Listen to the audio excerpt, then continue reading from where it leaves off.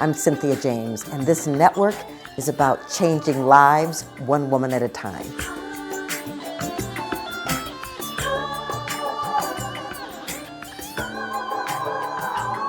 We are changing the world one woman at a time. We're changing families, communities, neighborhoods, countries, one woman at a time. And I get the honor of introducing to you extraordinary women that are inspiring to me and that are change makers on this planet. So today I get to introduce you to Stephanie Weaver. Now, let me tell you a little bit about her. She is a TED-style speaking coach, writer, recipe developer based in San Diego, California. She has coached over 150 speakers in the TED style, working with clients worldwide, including me. She was my coach for my TED Talk, of which I am eternally grateful. Stephanie is the host of The Blue and Yellow Kitchen, a show on Facebook Watch and IGTV, where she interviews an author and makes a dish inspired by or related to their book. She's also the author of 3 books, including The Migraine Relief Plan, and is currently finishing up the Migraine Relief Plan cookbook. For that project, she's interviewing a variety of people on the topic of resilience. Her Resilience series just launched and can be found on her Instagram and her Facebook page. Stephanie, welcome. Thank you for having me. I'm so happy you're here. I mean, I told her this privately, but I'm going to say this for the world to hear. She saved me. She made me get on that stage feeling confident and clear because she was so loving and yet so powerfully strong in her direction. So I want to know, I mean, how you got here. I mean, because you clearly weren't born to be a TEDx speaker. That wasn't what was happening in your childhood. So what was happening in your childhood and how did you get led to do the incredible work that you're doing today? So, I think I've always been interested in storytelling. And when I was young, I had dreams of being a writer, and I actually still have old manuscripts, typewriter manuscripts from when I was trying to write stories and novels in my late teens. But I experienced trauma as a child and did not believe that I had anything of value to say. So I ended up being a technical writer in the museum field for 30 years. So writing for other people, not about myself at all. And then I feel like I found my voice and awakened when I was 49. That year, I started a food blog as a fun side hobby, and I also attended my first TEDx event, which was TEDx San Diego. And I was so captivated by the experience and the people that I met that I said, I want in. How can I help? How can I be part of this?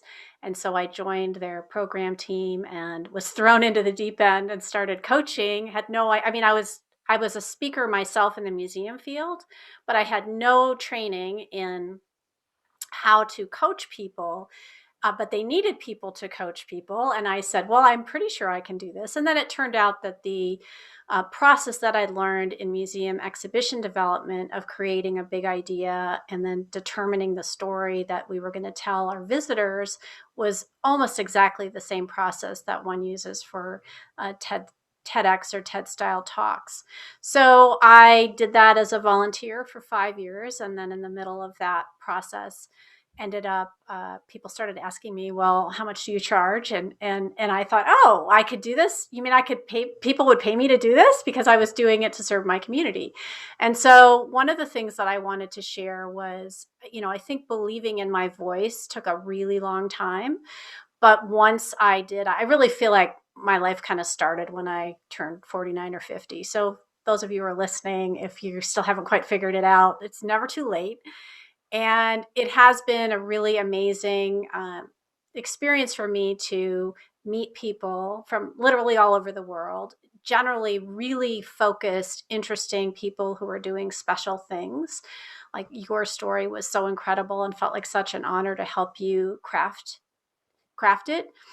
And also the food piece of it was something that I'd always been interested in, and I didn't really know how to blog, and my husband set one up for me, and then that has developed into a whole another second career. So I finally really found my voice, but not until I was much older.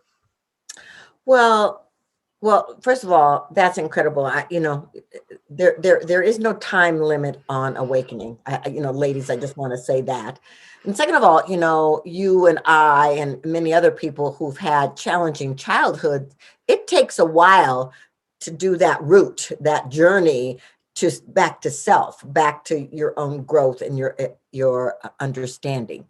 I want to talk just a little bit about resilience because I know you're doing that series, and I think that um, resilience is something that most of us don't think about. And so, talk to me about resilience. Sure. Well, I have two, well, maybe three chronic illnesses, and they're invisible illnesses. So people don't know that I have something that I'm dealing with unless I tell them. I have migraine disease. I have fibromyalgia.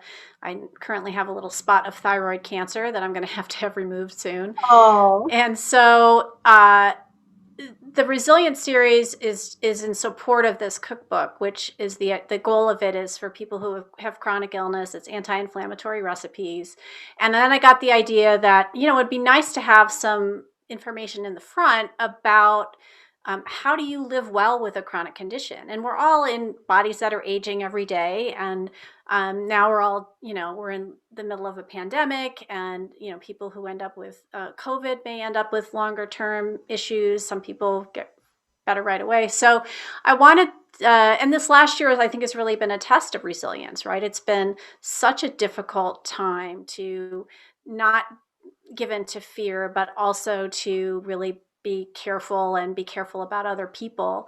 And so the idea was to have these conversations, and then the front section will be called Recipes for Resilience. So it'll be quotes that'll be pulled from the different interviews. And because they've kind of fallen into different categories like, forgiveness and acceptance and, certain qualities. And so when I start, and I'm going to have to, kind of summarize these things at some point. So the things that are coming up for me are kind of flexibility and the ability to pivot. And I think last year was a really good example for myself.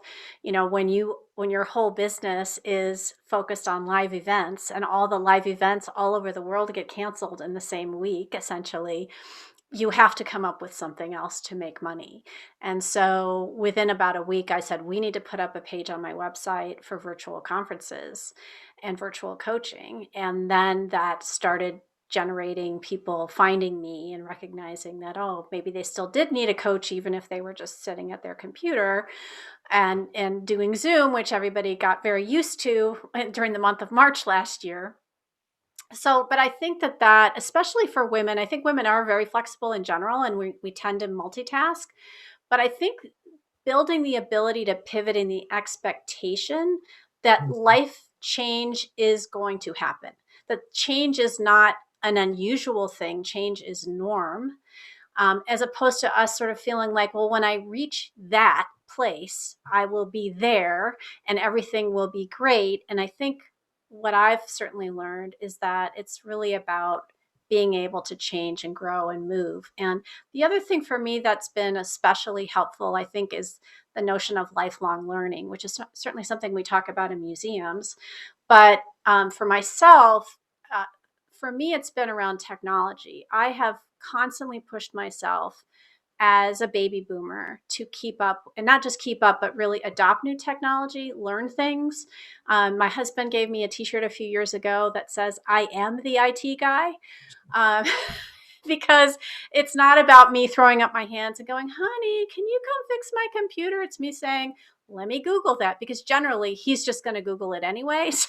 So really, like, trusting that I have the skills to do these things, to learn a new technology, to figure out how to code my website, to figure out how to record a series, and find somebody on YouTube who shows you how to edit an iMovie so you can do these things. I mean, all those resources are all out there, but it's us feeling like we have the capacity to do it. And that's one of the definitions of resilience that's coming up for me.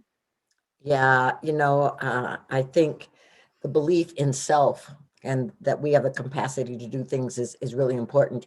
I really feel like there's an emergence of women happening on the planet. I talk about it a lot, and one of the challenges I think that women face is self-esteem and self-assuredness. And so what else do you think is challenging women at this time on the planet? So, one of the things that happens when you've experienced trauma, so I'm a survivor of childhood sexual abuse, and part of that is learned helplessness. Some people are, experience domestic violence. Some people experience, assault, or just, sort of being talked down to and told they're not worth anything. And so that you have to actively work to overcome. You have to actively start to hear the self-talk. This is something you and I talked about. Recognize when it's happening and then create other scripts, other things that you can say to yourself that count, contradict that. And I think for women around the world, my word for 2021 is hope. Last year was really challenging, and I think I was challenged in my trust and belief in other humans. Honestly, I saw so much selfishness. I saw so many people acting out of their own interests and not in the interest of the greater good. And so I am focusing on the word hope this year because I really do want to believe that there are more good people than bad people, and that we can move forward, as a species and also as a country. So I'm really hoping that that focus for me just sort of reminds me to kind of use that as a touchstone. I love that. I love that. I think um, that that hope really is about harnessing and opening to the possibility of the energy shifting and moving us to new different and different places. So I love that you did the migraine relief plan because there are a lot of people I coach, and some of them have issues with migraines, and you know I realize, this isn't a series where you can give a bunch of tips on how to heal your migraines, but really, what would you tell people that are suffering from migraines that debilitate them? So, I was diagnosed at age 53, which is very late to be diagnosed because my pattern didn't follow the typical pattern. I did not have aura. I was not, down for 4 days in a dark room. I had what I thought were weather headaches. And it wasn't until kind of fairly a bit into menopause that I started having vertigo attacks, that I was finally diagnosed. And I had no idea that there were all these other symptoms, vertigo being one of them. So the first thing is it's 1 in 5 women experience migraine disease. Many people, more than half, are not diagnosed. So if you have sinus headaches, 90% of sinus headaches are undiagnosed migraines. If you have they're generally left a single side on the head. And if you move your head around, they get worse. Whereas a regular headache, if you move your head, it doesn't get worse. So there's definitely some things that people can kind of look at and say, yeah, I think I need to go find a headache specialist or a neurologist, because most family practice and internal medicine folks don't really know enough about migraine. They're not educated quite enough. So that's partly why people don't get diagnosed. There's a lot of lifestyle factors that contribute to triggering attacks. So you have this underlying, it's a genetic neurobiological disease or illness that really is, there's no cure for it, but there's a lot of things we can do. And the agency is what I'm kind of focused on, is learning is my unique pattern and then modifying what I can. So I can modify things that I eat. I can eat an anti-inflammatory diet. I can make sure I get a lot of gentle, regular movement, do meditation. All of these things help reduce the amount of inflammation and stress in the body, and that helps reduce potentially the number of attacks people have. I do take medication when I need it, so that's not something I'm against. But part of it is I just had no idea any of these things were the case. Like, I'd heard about cheese and red wine and maybe chocolate, but I had no idea that For me, it's fermented food. So I've never been able to drink alcohol, but I never made the connection that that was an actual trigger for me. I used to make my own kombucha and sauerkraut and yogurt and all these really healthy foods. I can't eat any of those foods without potentially triggering migraine. So it's for me, it was like learning what my pattern is. And that's what the plan does. It's an 8-week structured plan to help you figure out what your particular pattern is, the things that you can modify. Like I also have a weather issues.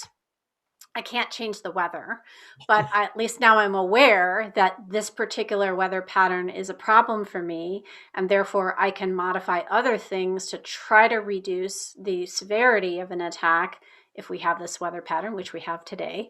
Um, and so it's really a process of sort of learning to listen to your body, and that's something that I've always felt was really important. It's important for really all autoimmune illnesses. And I know you and I talked about you were not well and you saw that that was the case in a lot of your family members and you wanted to make changes. So it's all those things that we all sort of know about, like, eating healthy, quote unquote, whatever that is, but also, really putting the time into care for ourselves. And so self-care is something I'm talking about in the Resilience series with people as well. And I'm hearing all these great tips and different things. Like somebody today said she goes for walks with a friend where they're not together, but they're on the phone. So they're each walking, but they're talking. And so that's a pandemic adjustment, right? She'd rather be in person with a friend, but at least you're able to do that. And so that's what I'm trying to do, is help people kind of create these resources and understand their own bodies and their own patterns, and really listen to themselves, and then understand, that when they should have medication or when they do need to go to a doctor, of course, that's really important as well. Yeah, well, I love that. I mean, and I think learning the language of the body and listening to the body is essential. And, like you, it took me a while to get it, but it's so important. There are some fermented things that I can't do either, and I don't get migraines, but my body does not like it. So it's like learning what your body likes and giving it that. So before I ask you my last questions, I always ask, the guests, tell us how to find you, especially people, if you are booked to do a TED Talk, this is the woman. Run, do not walk. Well, thank you so much. So, stephanieweaver.com. So, STEPHANIE Weaver.com is my main website. And there's links to my speaker coaching website there, as well as my books and my recipe website. And all of those things, you can find me there. And then on social media, I'm S Weaver MPH, like miles per hour, but it stands for Masters of Public Health. So that's the best way. If you go to stephanieweaver.com, you can find all my handles and everything there and learn more about me. Awesome. So I asked the same last question of every guest, and here it is. What do you think is important for women to know about awakening? Trust your voice. We all have intuition, and maybe we've learned to disregard it, or that it wasn't important, or we didn't trust ourselves. But you actually do have that knowledge inside of you, and it's learning to listen to that then starts to unlock all the potential that you have in you. Awesome. Well, Stephanie, I'm so grateful to know you. I'm so grateful to walk this path with you. I'm inspired by who you are and what you do, and eternally grateful for the gifts that you've given me. And so I know that you will continue to be successful. Thank you so much for having me, Cynthia. So, ladies, we post every week. You get to meet amazing women, and I what I hope is that you will take their gifts, their knowledge, and their wisdom and use it for your highest and best. Please come back as often. Share this with as often as you can. Share this with your friends and family, and I will see you soon. And remember to stay awake, because you are incredible.